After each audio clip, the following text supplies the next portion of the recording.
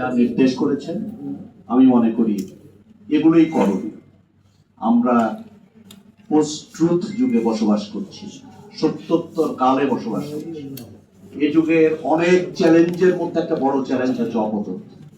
এই অপতথ্যের যে চ্যালেঞ্জ আজকে বৈশ্বিক চ্যালেঞ্জ, শুধু বাংলাদেশের না, সারা দুনিয়ার চ্যালেঞ্জ, আমাদেরকে সম্মিলিতভাবে এটা মোকাবেলা করতে হবে। তবে সত্যের শক্তি কিন্তু অসাধারণ, সত্য কিন্তু স্বয়ং প্রকাশ। মিথ্যা সাময়িক, এটা ভাইরাল হয়, এটা মুখরোচক, এটা মানুষ সহজে এর প্রতি আকৃষ্ট হয়, কিন্তু আলটিমেটলি দিন শেষে কিন্তু অপতথ্য, মিথ্যা পরাজিত হবে এবং সত্য ভাস্বর হবে। আমি যে কথাগুলো বলতে চাই সেগুলো একটু লিখে এনেছি। নানা কারণে ইদানিং সভা সমিতিতে খুব একটা যাই না। আজকের অনুষ্ঠানে এলাম এর কারণ আলোচ্য বিষয়টা আমার কাছে খুব গুরুত্বপূর্ণ বলে মনে হয়েছে। ঢাকা সাংবাদিক ইউনিয়ন এবং সাংবাদিকদের ইউনিয়নগুলোর ফেডারেশন বিএফইউজে মিলে এই সেমিনার ডেকেছে। এখানে সংশ্লিষ্ট দপ্তরের মাননীয় মন্ত্রী, সম্পাদক ও অভিজ্ঞ সাংবাদিকরা থাকবেন জেনে আমি এসেছি এই আশায় যে অনেক কিছু জানতে, শুনতে ও শিখতে পারবো। কিন্তু দুঃখিত, একটা জরুরি ভিত্তিতে একটা কাজ করে যাওয়ার আমার এই যে আকুতিটা ছিল, যেটা আমি এখানে জানবো, শুনবো, শিখবো, সেটা হলো না। আমি দুঃখ প্রকাশ করছি, আমি জেনে নেই। আমার মতো কম জানতা মানুষকেও এখানে কিছু বলতে হচ্ছে কথা, তাই বাড়তি কথা না বলে ঝটপট চলে যায় আসল প্রসঙ্গে। আজকের আয়োজন কি? মুক্ত গণমাধ্যম দিবস উপলক্ষে, এটা আপনারা জানেন। আলোচ্য বিষয় আপনারা ইতিমধ্যে শুনেছেন, স্বাধীন গণমাধ্যমের নতুন চ্যালেঞ্জ, অপতথ্য এবং আমাদের করণীয়। তো এ বিষয়ে আপনারা আমাকে বিশদ বলেছেন এবং আমি একমত পোষণ করেছি। আমি আর এই বিষয়ে খুব বেশি বলতে চাই। গণমাধ্যম শুধু তথ্য সংবাদের বণিক নয়। গণমাধ্যমের আরো দায়িত্ব, কর্তব্য হচ্ছে সুষ্ঠু জনমত গঠন, নাগরিকদের শিক্ষিত ও সচেতন করা এবং তাদেরকে শুদ্ধভাবে আমোদিত করা। ট্র্যাডিশনাল ও মূলধারার গণমাধ্যম, প্রিন্ট ও ইলেকট্রনিক, মূলত এই দুই পংক্তিভুক্ত। এর মধ্যে আছে ছাপা সংবাদপত্র, সাময়িকী এবং রেডিও, টেলিভিশন। পরে অনলাইন নিউজ পোর্টালগুলো মূলধারার গণমাধ্যম হিসেবে গণ্য হতে শুরু করেছে। এখন এই মুক্ত গণমাধ্যম বা গণমাধ্যমের স্বাধীনতা নিয়ে আজকে না। এই স্বাধীনতারও দুটো দিক আছে। এক, অবাধে তথ্য পাওয়ার অধিকার, এটা হচ্ছে স্বাধীনতার অন্তর্গত। আমাদেরকে অবাধে তথ্য পেতে হবে, অ্যাক্সেস টু ইনফরমেশন, এটা ফ্রি হতে হবে। আরেকটা হচ্ছে প্রাপ্ত তথ্য এবং মতামত নির্বিঘ্নে এবং অবিকৃত ভাবে প্রচার করবার সুযোগ থাকতে হবে সবার, রাষ্ট্রে, দেশে। এই দুই ক্ষেত্রে সবচেয়ে বড় এবং বেশি বাধা আসে থেকে রাষ্ট্র এবং সরকারের। সরকার যত অনুদার হবে, যত অগণতান্ত্রিক হবে, তার তরফ থেকে মিডিয়ার স্বাধীনতার পথে তত বেশি প্রতিবন্ধকতা সৃষ্টি করা হবে, এটা স্বতঃসিদ্ধ করে। আর তাই গণমাধ্যমের স্বাধীনতার লড়াই ও গণতন্ত্রের সংগ্রাম, এটা এক দেহে লীন হয়ে যায়। গণমাধ্যমের স্বাধীনতার জন্য গণতন্ত্র অপরিহার্য পূর্ব শর্ত। গণতন্ত্র থাকতেই হবে, নাহলে স্বাধীন গণমাধ্যম হতে পারে না। একইভাবে গণতন্ত্রের জন্য স্বাধীন গণমাধ্যমের সক্রিয় ভূমিকা অপরিহার্য।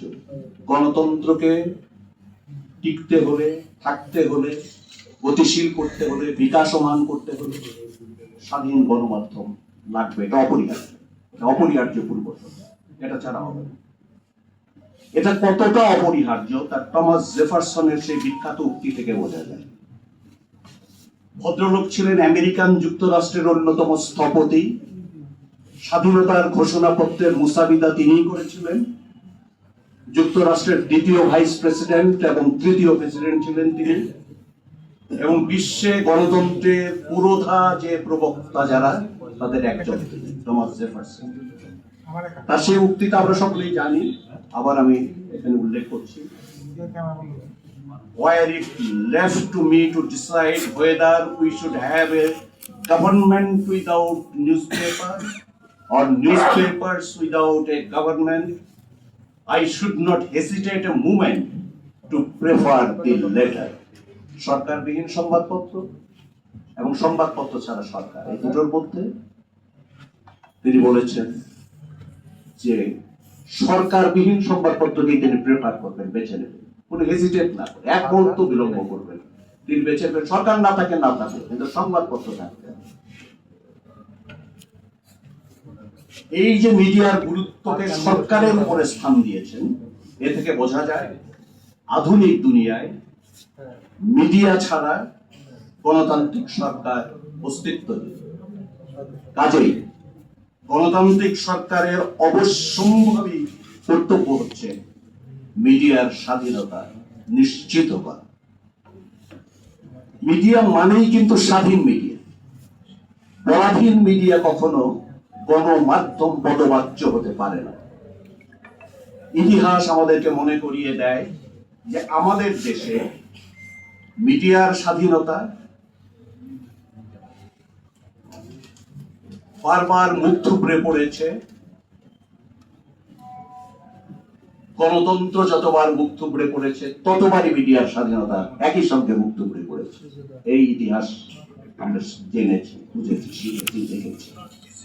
স্বাধীনতার পর মুজিব আমলে গণতন্ত্র বিনাশের মাধ্যমে রাজতান্ত্রিক ধাঁচের একদলীয় বাকশাল শাসন জারির পটভূমিতে স্বাধীন সাংবাদিকতা ও গণমাধ্যমকে টুটি টিপে হত্যা করা হয়েছিল।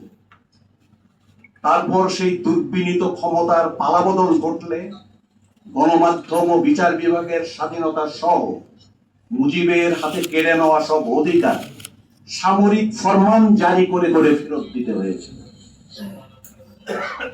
ইতিহাসের এই পুনরাবৃত্তি ট্র্যাজেডি নাকি কমেডি হিসেবে ঘটেছিল আমি জানি না। কাজেই আমাদের অভিজ্ঞতা হচ্ছে সরকার কেবল মিডিয়ার স্বাধীনতা কেড়ে নেয় না, ফিরিয়েও দেয়। এই কেড়ে নেওয়া এবং ফিরিয়ে দেওয়া যে সরকারগুলো, তাদের চরিত্র, বৈশিষ্ট্য, পার্থক্য আমাদের মাথায় রাখতে হবে। এবং গণমাধ্যমের স্বাধীনতার পক্ষের সরকার যারা থাকবে, তাদের পক্ষে আমাদের থাকতে হবে। এটা পক্ষপাত নয়, স্বাধীনতার পক্ষে দাঁড়ানো। সরকার ছাড়াও সামাজিক দুর্বৃত্তরা অনেক সময় গণমাধ্যমের স্বাধীনতার অন্তরায় হয়। নিরাপত্তাহীন ভীতিকর পরিবেশ ও আতঙ্ক গণমাধ্যমের স্বাধীনতাকে ব্যাপকভাবে বিঘ্নিত করে। বিজ্ঞাপন দাতা সহ গণমাধ্যমের রাজস্ব আয়ের উৎসগুলো কখনো কখনো স্বাধীনতার পর কণ্টকা কেইরিন করে তোলে। গণমাধ্যম কর্মীদের, মানে আমরা যারা গণমাধ্যম কর্মী, গণমাধ্যমে কাজ করি, আমাদের ব্যক্তিগত লালসা এবং লোভের কাছে আত্মসমর্পণের কারণেও গণমাধ্যমের স্বাধীনতা অনেক সময় স্খলিত হয়। আরেকটা গুরুত্বপূর্ণ বিষয় হচ্ছে গণমাধ্যমে মালিকদের ভূমিকা। বলা হয়ে থাকে বিত্তশালীরা পাহারাদার হিসেবে একসময় লাঠিয়াল এবং কুকুর পুষতেন। আমার বলতে খুব খারাপ লাগছে, এখন তারা পোষেন মিডিয়া এবং সাংবাদিক। এক লজ্জাকর নিষ্ঠুর বাস্তবতা। মালিকদের অনেকেই তাদের স্বার্থ উদ্দেশ্য হাসিলের যুবকাষ্টে সত্য সাংবাদিকতার রীতিনীতিকে বলি দিয়ে গণমাধ্যমের স্বাধীনতাকে ভুলুণ্ঠিত করছেন। গণমাধ্যমের মালিকানা বড় কর্পোরেট হাউসগুলোর হাতে যাওয়ায় এই ঝুঁকি আরো বেড়েছে। এদের মধ্যে অনেকেই যে পতিত ফ্যাসিবাদের অলিগার, সে কথা আর নাই বা বললাম। তাদের স্বেচ্ছাচারিতার সামনে অহরহ অসহায় শাক শিশুর মতো কম্পমান থাকতে হচ্ছে গণমাধ্যমের স্বাধীনতাকে। এ পরিস্থিতির অবসান চাইলে সাংবাদিকতার স্বাধীনতা ও মর্যাদা রক্ষার সংগঠন হিসেবে সাংবাদিকদের ইউনিয়নকে আরো সক্রিয় এবং আরো সোচ্চার হতে হবে। গণমাধ্যমের প্রাণ হচ্ছে তার কর্মীরা। তারা যদি তাদের ন্যায্য মজুরি নিয়মিত না পান, ক্ষুধার্ত এবং অভাবী থাকেন, তাদের চাকরির যদি নিশ্চয়তা না থাকে, তাহলে এই অনিশ্চিতি ও অনটন ক্লিষ্টতাও গণমাধ্যমের স্বাধীনতার প্রতিপক্ষে দাঁড়ায়। এ সমস্যার নিরসনে সরকার, সাংবাদিক ইউনিয়ন সকলকে সদা সতর্ক ও তৎপর থাকা উচিত বলে আমি মনে করি। আরেকটা দুঃখের কথা বলি, গণমাধ্যমের সম্পাদকীয় প্রতিষ্ঠান একেবারে তছনছ হয়ে গেছে, ছত্রখান হয়ে গেছে। এই ইনস্টিটিউশন যদি অক্ষত থাকতো, তাহলে সম্পাদকরা হতে পারতেন গণমাধ্যমের স্বাধীনতা রক্ষার ভ্যানগার্ড। কিন্তু বড়ই দুর্ভাগ্যের কথা, দু চারজন সম্মানজনক ব্যতিক্রম বাদ দিলে আমাদের সম্পাদক বর্গ বহুল ব্যবহারে জর্জরিত, জীর্ণ হয়ে তাদের সম্মান, কার্যকারিতা ও বিশ্বাসযোগ্যতা হারিয়ে ফেলেছে। তাদের কদমবুসি ও নতজানু ভূমিকা ছিল স্বৈর শাসন ও ফ্যাসিবাদ উত্থানের ও টিকে থাকার অনুকূল। তারা যদি আত্মসমালোচনা, আত্মানুসন্ধান ও অনুশোচনা করে সত্যিকারের ভূমিকায় ফিরে আসেন এবং ন্যায়, সত্য, গণতন্ত্রের ভিত্তিভূমিতে দাঁড়িয়ে এক হয়ে শক্তভাবে পরিস্থিতি মোকাবেলা করেন, তাহলে অবস্থার কিছুটা রূপান্তর করতে পারে বলে আমার ধারণা।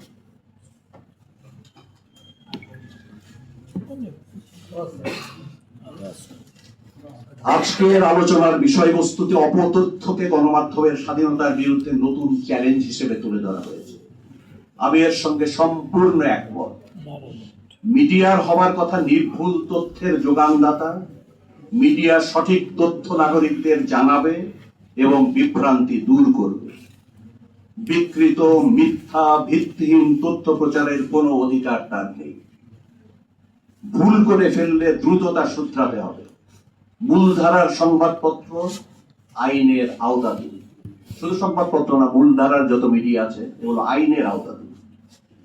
আমরা কালা কানুনের বিরোধী, কিন্তু সরকারি, বেসরকারি প্রতিটি নাগরিকের সঠিক তথ্য জানবার অধিকার এবং তাদের সম্মান ও নিরাপত্তার সুরক্ষার জন্য আইন রয়েছে। গণমাধ্যম সেই আইন লঙ্ঘন করতে পারে না। আমি মনে করি উপযুক্ত আইনের যথাযথ প্রয়োগ মূলধারার গণমাধ্যমকে অপতথ্য থেকে বিরত রাখতে পারে। অপতথ্য ছড়াবার সবচেয়ে বড় মাধ্যম হচ্ছে এখন বিকল্প সামাজিক যোগাযোগ মাধ্যম। কোন রকম সম্পাদনা ছাড়া যাচাইহীন অসংখ্য অপতথ্য প্রতিনিয়ত বিদ্যুৎ গতিতে ডিজিটাল প্ল্যাটফর্মগুলোতে ছড়িয়ে পড়ছে। এতে নাগরিকদের মর্যাদাহানি হচ্ছে, জনমত বিকৃত হচ্ছে, উত্তেজনা, অস্থিরতা বাড়ছে, ঘৃণা, বিদ্বেষ, হানাহানি ছড়াচ্ছে, কুশিক্ষা, অবক্ষয়ের শিকার হচ্ছে নতুন প্রজন্ম। সাইবার ক্রাইম ক্রমাগত বিপজ্জনক হয়ে উঠছে। কৃত্রিম বুদ্ধিমত্তা বা এআই প্রযুক্তির অপব্যবহার নিত্য নতুন অনেক ধরনের অপরাধের জন্ম দিচ্ছে। আইন প্রয়োগকারীদের সেকেলে জ্ঞান ও কৌশল দিয়ে এর প্রতিবিধান করা সম্ভব হচ্ছে না।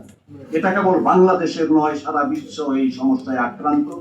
ইন্টারনেট অ্যাক্সেস ও ডিজিটাল লিটারেসি যত বাড়বে, এই সংকট তত প্রকট হয়ে উঠবে।